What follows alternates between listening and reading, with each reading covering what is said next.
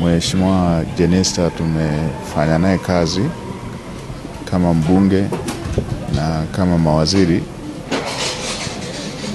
Ni mtu aliyekuwa na jitihada kubwa sana za kuhakikisha kazi ambayo amepewa inakuwa na matokeo. Kwa kipindi alikuwa mnadhimu mkuu wa serikali bungeni, na ndio nikiwa waziri wa fedha. Mambo mengi yanayohusu sekta ya fedha yalikuwa yanahitaji uratibu wa mnadhimu mkuu wa serikali bungeni, Chief Whip, na yeye alifanya kazi hiyo kwa umahiri mkubwa sana.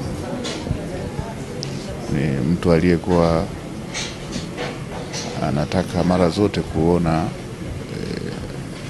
anatimiza wajibu kikamilifu na kupata matokeo ya kazi anayofanya. Tumeshtushwa sana na